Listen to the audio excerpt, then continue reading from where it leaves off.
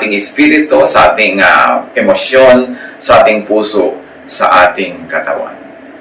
Mark 1:21-22. They went to Capernaum, and when the Sabbath came, Jesus went into the synagogue and began to teach. The people were amazed at his teaching, because he taught them as one who had authority, not as the teachers of the law. So, ang binasa natin sa Mark was very, very emphatic. Jesus taught with authority. Hindi yung parang kinabisa lang yung kanyang pinag-aralan, nabasa lang sa balutan ng tinapay, o napulot lang kung kanino. May authority, may truth, may power. Jesus taught out of the box, obviously, kasi kung he taught within the box, edi walang napansin na authority, walang napansin na kakaiba. So Jesus taught out of the box of the teachers of the law. Out of the box of the law. Purgang-purga na kasi ang mga Israelita sa mga itinuturo ng mga teachers of the law, ng mga Pharisees. Yun na lang ng yun, paulit-ulit, rewind ng rewind, replay ng replay. Wala na silang masabing, wow, what a great teaching with authority. Ngayon, si Jesus nung nagturo, yun ang naibulalas nila. Mark 1:23-24. Just then, a man in their synagogue, who was possessed by an impure spirit, cried out, "What do you want with us, Jesus of Nazareth? Have you come to destroy us? I know who you are, the Holy One of God." Biruin ninyo, gusto nyo bang mag-worship, mag-Bible study, tas may katabi kayo na possessed?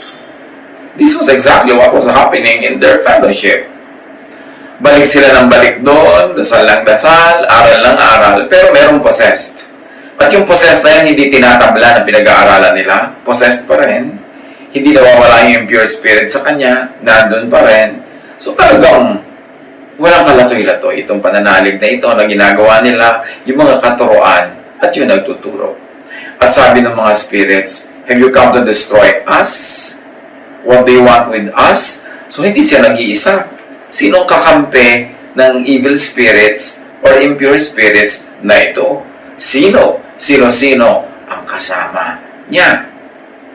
Mark 1:25-26. "Be quiet," said Jesus sternly. "Come out of him." The impure spirit shook the man violently and came out of him with a shriek. Simple lang si Jesus kasi may authority, may power. Hindi niya kailangan ng histrionics, hindi niya kailangan ng drama, hindi niya kailangan ng kung ano-anong mga kaartihan. Sabi lang niya, "Come out of him." At talagang umalis, but not without creating a little more disturbance. May mga tili-tili pa at sigaw-sigaw na sumama at kasabay ng kanyang paglabas doon sa tao. Now, the work of Jesus is to drive out impure spirits, impurities, contaminants. Kasi dapat pure ang ating espiritu. Pagka hindi ito pure, siya ay may kasama, hati, magulo. Kaya meron tayong makasabihang hati ang loob, sira ang loob. Kasi may kahati. Dapat ang Diyos lang, ang laman ng ating espiritu, ng ating puso, ng ating isip. Now, impure spirits could be literal, mga spirit talaga, or could be symbolic of thoughts and mental, emotional state. Maraming mga sinasabi dyan sa New Testament na possessed, may demon, may spirit, na pag in-analyze sa mga psychiatrists, ma-identify nila as acute depression. In other words, because in those times, hindi pa nila alam yung acute depression, hindi nila alam at wala naman silang clinical psychiatry, lahat na lang ng tao na medyo kakaiba ang behavior, kakaiba ang itsura, kakaiba ang ginagawa, sinasabi na agad nila na possessed. Maaring meron talaga mga possessed, pero maaring marami doon talagang mga depressed lamang. So, ano mga thoughts? Yung mga yan na pwedeng magmukha kang possessed, pero depressed ka pala.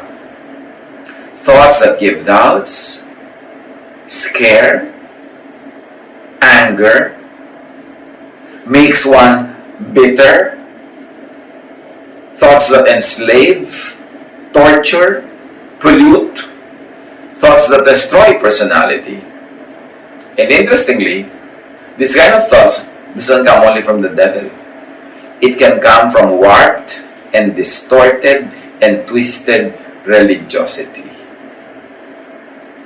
Kaya maraming religious people, yung intensely religious, depressed. In fact, some psychiatrists will tell you, if they will tell you, na marami silang pasyente, religious leaders. Kasi nga, ang dami-daming pretense, hypocrisy, pressure, guilt ng reliyon.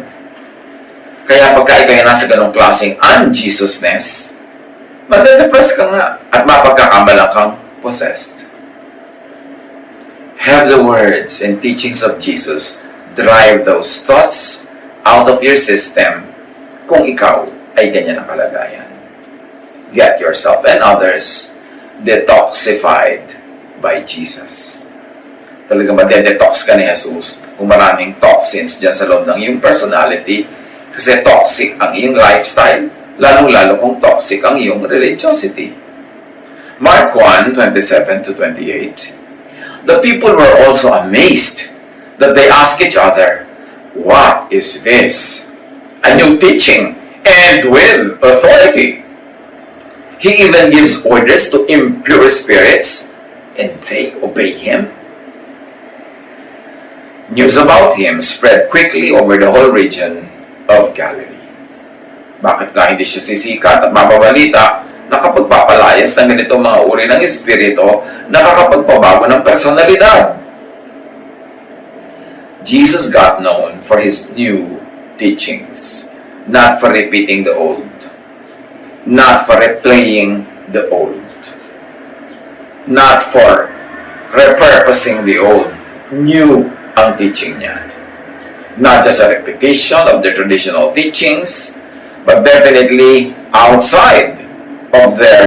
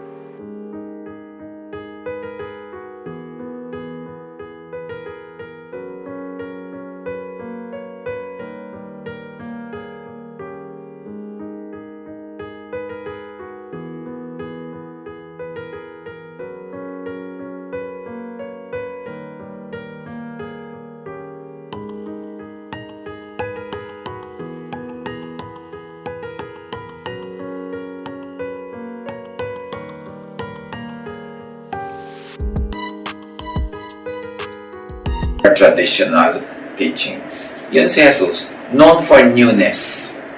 Kung si Jesus ay may mga kasama, makakatiyak hindi conservatives yun, kundi yung mga progressives. Kung mayroong isang mesa siyang pipiliing samahan, nakakatiyak hindi sa conservatives, kundi doon sa mga progressive ang utak. Mark 1:23-24. Reviewin natin. Sabi, just then a man in their synagogue who was possessed by an impure spirit cried out.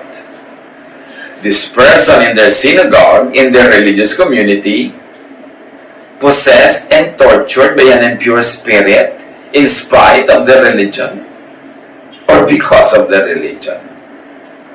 This person in their synagogue and religious community na hindi na palaya, hindi na disinfect, na purify ng synagogue, ng old teachings, ng traditional teachers. What does it say? Walang power, walang authority yung synagogue na magpalaya. Nandun na lang, kasama nila araw-araw. O baka kaya nagkaganon dahil nandun araw-araw. Mark 1:27-28, kung re-reviewin natin, the people were also amazed that they asked each other, "What is this? A new teaching and with authority. He even gives orders to impure spirits, and they obey him." The old teachings of the synagogue, which really means the old teachings of the temple and the priests, the teachers of the law and the Pharisees, did not have power or authority to drive out impure spirits. Para ng habit, turo lang ng turo, pero walang talab, walang effect, hindi nakakalaya yung oppressed. So the old teachings could be the very cause the aggravator of the spiritual impurities. Kasi ang daming bawal, ang daming pulis, ang daming parusa, ang daming chismis, ang daming espionage, ang daming report, ang daming litisan, at ang daming batuhan hanggang mamatay. Bakit ka nga hindi ba pupuno na impure spirits? Bakit ka nga hindi mapupuno ng takot, ng guilt, ng fear, hanggang magkaroon pa ng clinical depression pagka ganyan ang iyong religious orientation? Impure spirits could be thoughts that give doubts, scare, thoughts that could anger, thoughts that could make one bitter, thoughts that enslave and torture, pollute, destroy personality. This could be damages inflicted by twisted religiosity. We're not saying that it is, but very possible that it could be. These impure spirits could be thoughts and beliefs and value systems, personalities created by oppressive, repressive, and punitive old religious teachings and teachers. Kasi yan sila. Kung happy naman ang Diyos sa teachings ng synagogue, ng temple, ng law, ng teachers of the law, and Pharisees, bakit pa ipapadala si Jesus? So obviously, unhappy ang Diyos. Kaya niya ipinadala si Jesus para ituwid yun. Kaya itong religious system ang pumatay kay Jesus. So talagang magkakontra ang daladala ni Jesus sa mensahe at yung mensaheng pauso ng temple. As we have said, hindi lahat ng demonic possession ay literal. Many cases show signs and symptoms of acute depression. Maraming very religious people suffer from depression if the teachings they embrace instill guilt, fear, and emotional imprisonment. Hindi nila masabi ang gusto, hindi magawa ang gusto, hindi matingnan ang gusto, hindi mapakinggan ang gusto, laging nagpapanggap, nagpukunwari, dahil laging mapapagalitan, mauusig, mababato. So ang daming guilt kasi tinuruan puro mag-guilty ka na lang, mag-guilty ka, mag-guilty. Maraming fear, nakaka-depress talaga yan. Daig pa niya ng mga impaktong tumitira sa iyong puso pag puno-puno ka ng ganyang emosyon. Jesus came to set people free from ungodly religious laws, abusive oppression and control by religious leaders, personality-damaging religiosity. Meron talagang ganyang brand of religiosity nakakasira ng personalidad. Yung dating masasayahin, ngayon bigla na lamang laging malungkot. Yung dating friendly, ngayon laging hostile and galit. Yung dating malaya, ngayon nakatali, nakakulong. So, nakakasira ng personalidad pag Pharisaistic, pag lagi na lang law, pag lagi na lang punishment, pag lagi na lang guilt. That's why Jesus came, to restore personalities that are twisted by religion. Sabi niya sa Matthew 11:28-30, "Come to me, all of you who are weary and burdened, and I will give you rest." Saan niya napagod? Sa religion ng temple, ng synagogue. Ano ang burden nila? Yung law. Anong rest ang ibibigay ni Lord sa kanila? Emotional, mental rest. And even physical. Kasi ang daming sacrifices at ang daming trabaho sa kanilang relihiyon. "Take my yoke upon you and learn from me." Sabi ni Jesus, "Learn from me, not from those teachers of the law. For I am gentle and humble in heart." They are not. Lagi nila kayong pinaparusahan, inuusig. "And you will find rest for your souls. For my yoke is easy and my burden is light." Ano akala ng iba dyan? Ang teaching ng Matthew 11:28-30 is about physical pagod. No, it's about emotional and spiritual pagod because of oppressive religion. John 10:7-10. "Therefore Jesus said again, Very truly I tell you, I am the gate for the sheep. All who have come before me are thieves and robbers. I am the gate. Whoever enters through me will be saved." So, pag sinabi niya, "I am the gate for the sheep," ako talaga ang dadaanan ng mga tupa. Lahat daw ng nauna sa kanya were thieves and robbers. Ano yon? Mga naunang religious leaders. yung system. Thieves and robbers ang tawag sa kanila ni Jesus kasi ninanakaw nila ang buhay, ninanakaw nila ang sigla, ninanakaw nila ang saya ng mga tao at pinapatawan lang nila ng kutakot-takot na gawain, kutakot-takot na utos at kutakot-takot na judgment. Lugi ka pag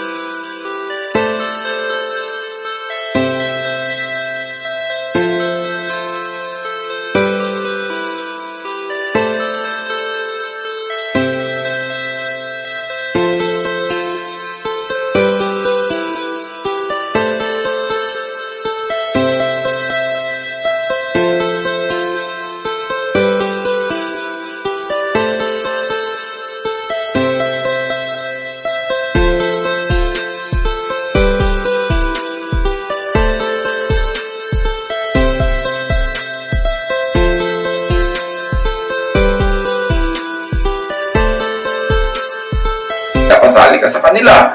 Sabi ni Jesus, I am the gate. Whoever enters through me will be saved from want and also to be saved from such religion.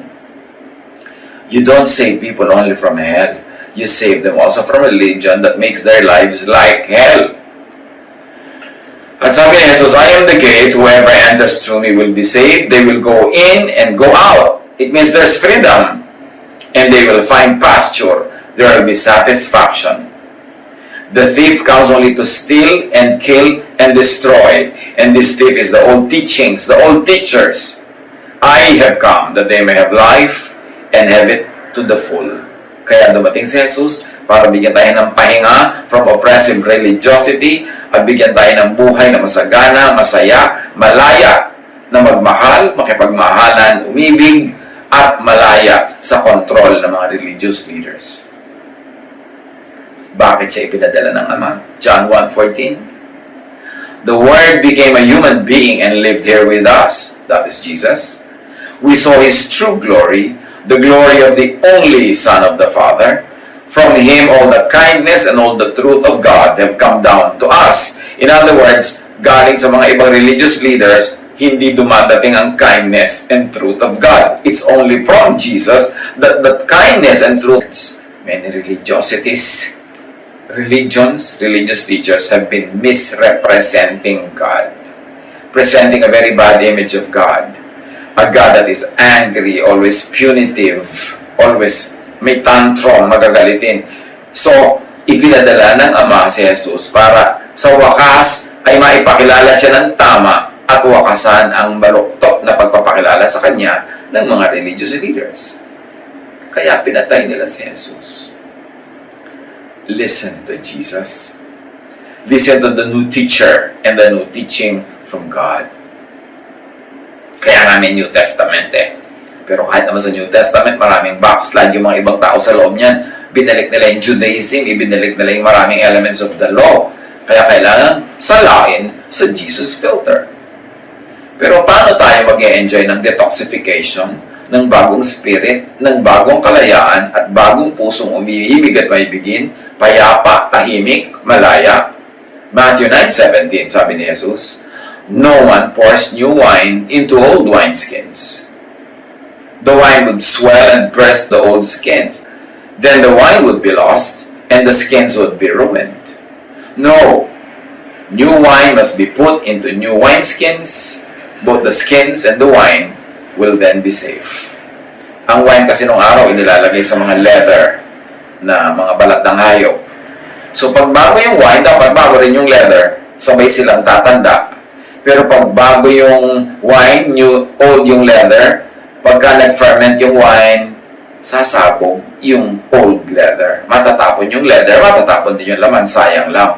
Pero siyempre hindi man wine and leather ang pinag-uusapan dito, kundi new teaching, new thought, new way of looking at God, new way at looking at spirituality and godliness. Yun ang dala ni Jesus, at ang kailangan na bagong wineskin ay bagong utak, bagong korte ng utak, bagong paraan ng pag-iisip.